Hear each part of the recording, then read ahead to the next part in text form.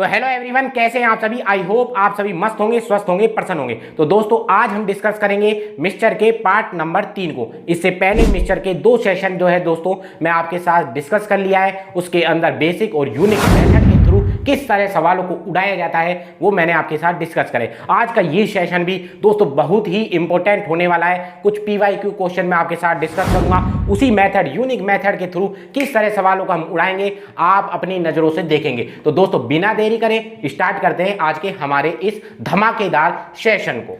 तो दोस्तों पहला क्वेश्चन है हमारा, एक कैन में 2 तरल पदार्थों का मिश्रण है। A और B का अनुपात 7:5 है। जब 9 लीटर मिश्रण निकाला जाता है और डिब्बे B से भर दिया जाता है तो A और B का अनुपात 7:9 हो जाता है। कितने लीटर तरल को शुरू में कैन द्वारा समाहित किया गया था। इस क्वेश्चन में पूछा क्या है, कैन द्वारा समाहित किया गया था शुरू में, मतलब प्रारंभ में हमें ये बताना है कि इस कैन के अंदर A और B का टोटल मिश्रण कितना था। आई होप इतना आपको क्लियर होगा। अब देखिए आपको एक चीज समझनी है, हमने क्या करा दोस्तों, 9 लीटर का मिश्रण निकाला और डिब्बे B से भर दिया। इसका मतलब 9 लीटर तो हमने निकाला और 9 लीटर ही हमने डिब्बे B से उसको भर दिया। तो इसका मतलब जो प्रारंभ में क्वांटिटी थी वही क्वांटिटी लास्ट में भी रही होगी। इतना बात आपको समझ में आ गई होगी। ठीक, अब आपको यहाँ देखना है जो प्रारंभ में अनुपात था दोस्तों वो तो था 7:5 और बाद में यही अनुपात कितना हो जाता है 7:9।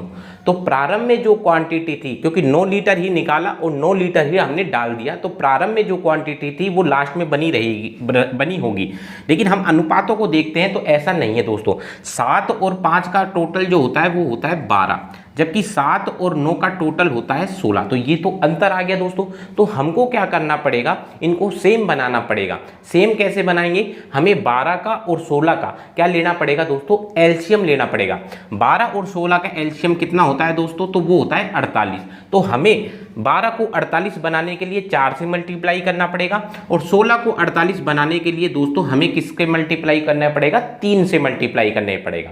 ठीक, अब देखिए ये जो आपने मल्टीप्लाई करा है 4 का और 3 का, इनको आपको अनुपातों से भी क्या करना पड़ेगा, मल्टीप्लाई करना पड़ेगा। तो देखिए 7 चौक कितने होते हैं, तो दोस्तों आप बोलेंगे 28 और 5 चौके कितने होते हैं दोस्तों, तो होते हैं 20। ये तो हमने ऊपर वाले की मल्टीप्लाई करी। नीचे वाले अनुपातों को हमको किससे मल्टीप्लाई करना पड़ेगा, 3 से मल्टीप्लाई करना पड़ेगा।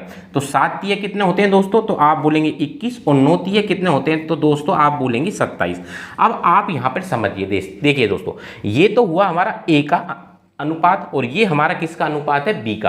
तो आप देख रहे होंगे कि जो A है आपको फोकस A पर करना है। A पर फोकस क्यों करना है, मैंने लास्ट वीडियो में बताया था, मैं एक बार फिर बता रहा हूं। देखिए यहां पर जब 9 लीटर आपने मिश्रण निकाला तो उसमें कुछ हिस्सा A का भी निकला होगा और कुछ हिस्सा आपका B का भी निकला होगा। क्लियर। लेकिन फिर आपने क्या करा, डिब्बे B से उसे भर दिया। बाद में आपने उसमें क्या करा, कैन के अंदर जो डिब्बे B का तरल पदार्थ था वो डाल दिया। इसका मतलब आपने देखो स्टार्टिंग में A को भी छेड़ा था और B को भी छेड़ा था, दूसरी बार में आपने केवल B को छोड़ा था। तो इसका मतलब आपने 2 बार किसको छेड़ा था, तो आप बोलेंगे सर हमने 2 बार जो तरल B है उसको छेड़ा था।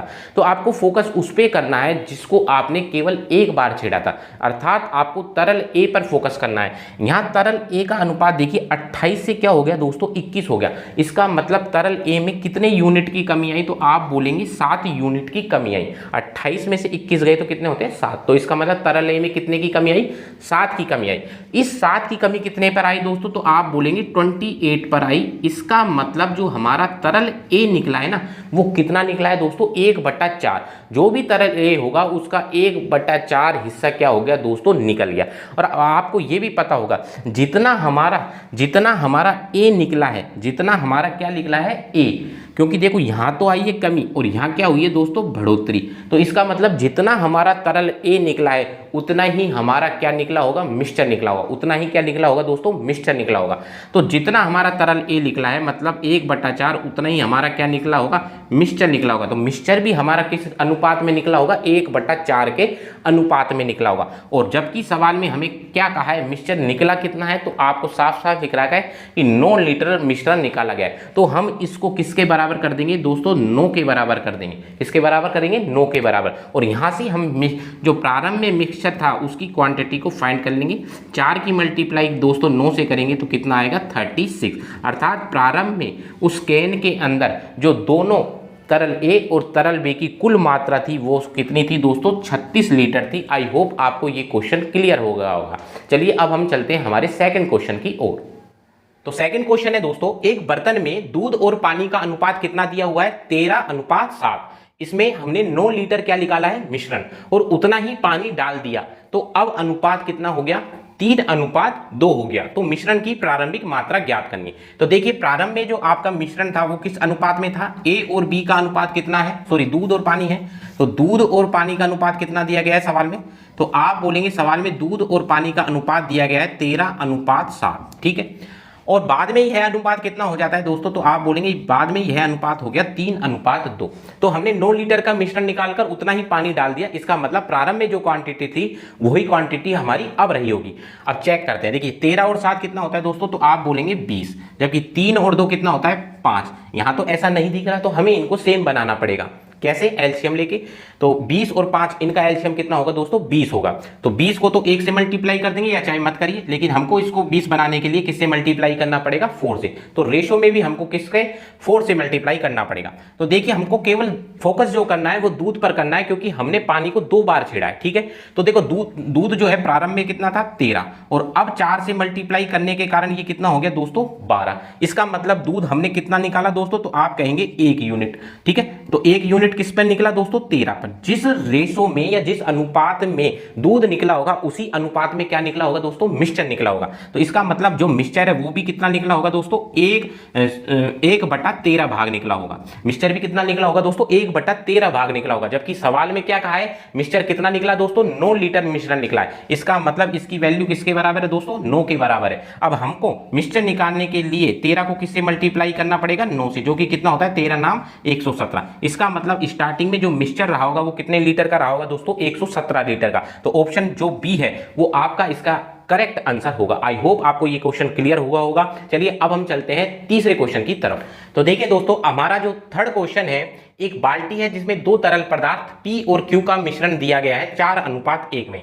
जब 10 लीटर मिश्रण निकाला जाता है और 10 लीटर तरल Q बाल्टी में डाल दिया जाता है तो अनुपात 2:3 हो जाता है। कितने लीटर तरल P बाल्टी में निकलता, ठीक है। आपने 10 लीटर निकाला और 10 लीटर ही डाल दिया, तो इसका मतलब प्रारंभ में जो क्वांटिटी थी वही क्वांटिटी आपकी बाद में भी रही होगी, ठीक है। तो ये एक हमारा बर्तन है जिसमें 2 तरल पदार्थ P और Q किस अनुपात में है, 4:1 में है। 10 लीटर मिश्रण निकाला और 10 लीटर क्यों डाल देने के बाद यह अनुपात बदलकर कितना हो गया दोस्तों, 2:3 हो गया।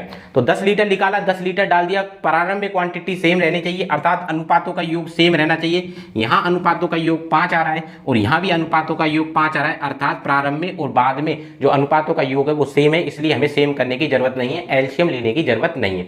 अब आप मुझे बताइए, यहाँ पर आपको साफ साफ दिख रहा है कि जो P निकला है वो कितने यूनिट निकला है, तो आप बोलेंगे सर P जो निकला है वो 2 यूनिट निकला है, ठीक है। अब आप ये देखिए P कितना निकला है, 2 यूनिट। सवाल में हमें क्या कहा है, 10 लीटर का मिश्रण निकला है, 10 लीटर का मिश्रण निकला है। तो मैंने आपको क्या बताया, पात्र के अंदर कोई भी पदार्थ जिस अनुपात में होता है, पात्र के अंदर कोई भी पदार्थ जिस अनुपात में होता है, अगर हम उसमें से कुछ निकालेंगे तो वो उसी अनुपात में निकलता है, और निकलने के बाद जो पात्र में बच गया वो भी उसी अनुपात में बचा रहता है।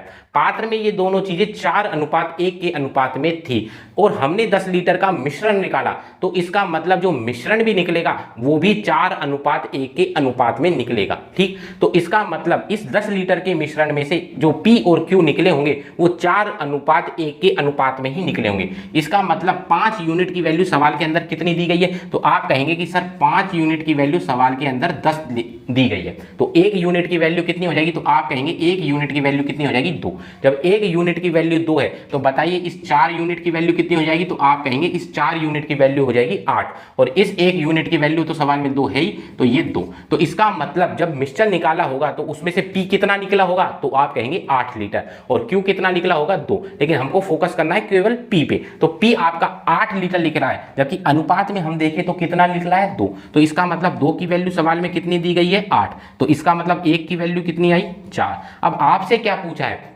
कि जो आपका पात्र था उसमें P प्रारंभ में कितनी मात्रा में था। तो आप देखिए प्रारंभ में आपको P कितनी मात्रा में दिख रहा है, तो आप बोलेंगे 4 यूनिट, अनुपात है तो 4 यूनिट, और 1 यूनिट 4 का है, तो बताइए 4 यूनिट कितने के होंगे, तो आप कहेंगे 4 × 4 अर्थात 16 लीटर। तो इसका मतलब जो तरल P है वो प्रारंभ में कितनी मात्रा में था, 16 लीटर मात्रा में था। आई होप आपको अच्छे से क्लियर हुआ होगा। चलिए दोस्तों अब हम चलते हैं हमारी फोर्थ क्वेश्चन की ओर। तो आइए दोस्तों फोर्थ क्वेश्चन को समझते हैं। किसी टंकी में द्रव A और B का अनुपात 13:12 है।